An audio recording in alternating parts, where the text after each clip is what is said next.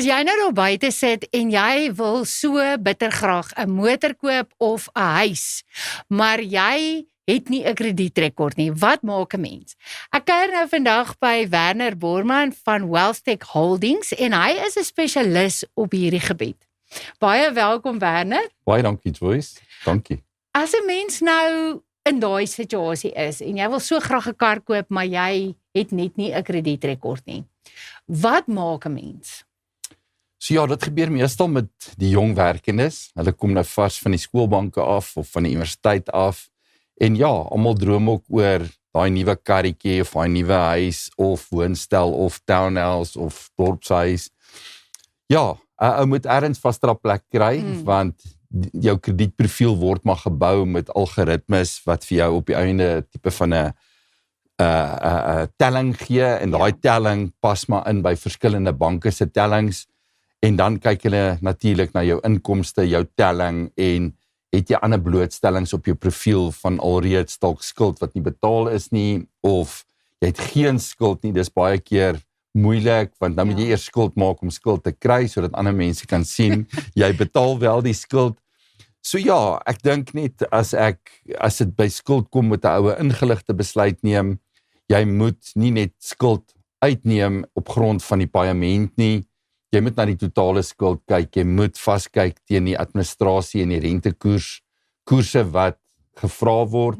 Dit het alles 'n effek op die einde op die paaiement wat jy moet terugbetaal en dit kan jou laat vasbrand, as ek daai woord kan gebruik, dat jy dit nie meer kan doen nie.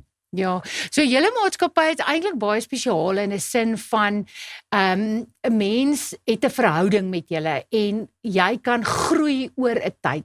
So jy kan moontlik nou dalk in die skuld wees en oor 'n tydperk word jy dan beter ingelig, jy leer rondom jou finansies en jou situasie en dan kan jy beter ingeligte besluite maak en op die ou einde regtig dan ook suksesvol wees in jou finansies en in alles wat jy doen.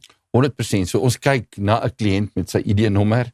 Elke persoon is uniek op sy ID-nommer en ons wil jou graag onder die Wealthtech vaandel hou. Al kom jy na ons toe as 'n jong persoon of 'n jong professionele persoon en jy wil graag die pad saam met ons stap. So weer eens die kredietprofiel is maar dit hang af van watter kredietbureau, watter instelling, watter bank jy mee deel, want almal gebruik verskillende kredietbureaus, maar ons probeer die individu belyn in terme van daai krediet algoritmes en hoe kan ek sê tellings wat belangrik is dat hulle kan kwalifiseer vir daai krediet. Krediet is nie noodwendig sleg nie. Dit hang net af waarvoor jy krediet maak om 'n bate te kry soos 'n huis of 'n kar. Daar's niks fout om te belê in eiendom nie. Eiendom groei in tyd en waarde. Nie dieselfde wat ek wil sê met 'n kar noodwendig nie, behalwe as dit nou 'n historiese of 'n antieke voertuig is wat groei. Maar ja, met eiendom kan 'n ou nie fout maak om daarmee te begin en daarin te belê nie. So wat maak 'n mens as jy nou regtig waar vassit in jou skuld en jy het eintlik moeilikheid? 'n Mens weet nou, jy weet skuldberading dreig.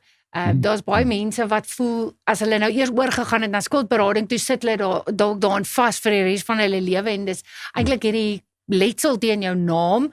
En ja, as jy nou daarin is, dan gaan jy nou ook nie weer daar uitkom nie.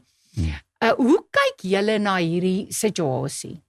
So basies, ons kyk nie eers wat 'n tipe skuld dit is en jy kry gesekureerde skuld, ongesekureerde skuld soos 'n gewone lening wat jy net afbetaal. En dan kry jy ook skuld wat eintlik al deur ander skuldeisers gekoop is. So ons praat, in die Engelse term is procured debt. Ja. Jy weet, en dan kan 'n ou bietjie met jou krediteure onderhandel. Ek dink die grootste fout wat mense maak is om stil te bly en weg te kruip en so raak dit jou telling net verskriklik nadelig. So my een advies in die skuldpaadjie wat jy stap is, praat met jou krediteure, sê die waarheid. As jy vasbrand, sê daarvan. As jy ooreenkom om 'n betaling te maak, bly daarby. Moenie laat betalings maak nie, want dit weer eens alles affekteer jou telling.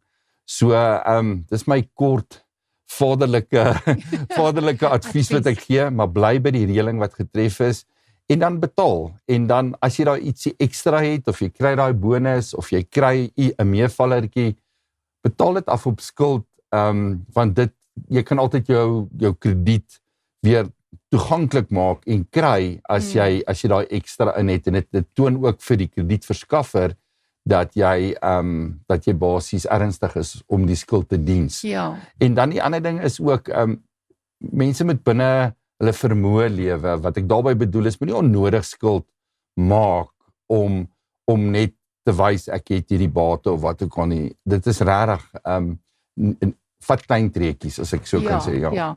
Ek dink dit is baie belangrik om te besef dat 'n ou, jy weet, die regte raad moet kry vir die regte probleem. Ek dink daar's baie ouens wat in skuldberading of debt review, soos dit nou bestaan, baie mense se, jy weet, begrip. Persepsie, Hulle jy weet, beland in berading, en dan is dit dalk oningelig of heeltemal prematuur, en is nie noodwendig die regte oplossing vir 'n spesifieke probleem nie. So in julle geval doen julle 'n baie deeglike analise. Ons doen daai analises, en weer eens, ons bly weg dan van die kredietbureau af, waar skuldberaders onmiddellik na die kredietbureau toe hardloop en jou lys daar. So as ek vandag twee advies te kan gee, as ek dit so kan uitdruk, is moenie onnodig skuld maak nie, en moenie, hoe kan ek sê, genader word deur 'n konsolidasielening en dink dis nou die vryheid nie. 'n Konsolidasielening, veral van 'n skuldberader, gaan jou onder skuldberading sit, wat nie noodwendig jou doel was nie. 'n Konsolidasielening kan werk om jou totale skuld saam te vat, maar dan moet jy seker maak oor die rentekoers en oor die termyn, en dat dit werklik die oplossing is vir jou spesifieke situasie. Ja. Baie dankie, Werner, en ek dink daar's baie ouens wat nou dalk weer 'n bietjie hoop het. Dankie, Joyce, dis 'n voorreg om met jou te kon gesels, en ja, die ouens kan vir ons kontak by info@wealthtech.co.za, en ons help graag waar ons kan. Daar's obviously fooie by betrokke, maar dit is baie billik om met ons te praat en van ons dienste gebruik te maak. Ja, ek dink as 'n ou net eers 'n mooi prentjie het van wat aangaan en wat die moontlikhede is vir jou, wat jy kan doen om jouself ook te help, dan is dit 'n positiewe proses, en 'n mens kan dan doelgerig en baie vinniger daar uitkom, as wat dit nou noodwendig half jou lewe in 'n rat sit wat jy nie graag wou hê nie. 100%, maar baie dankie.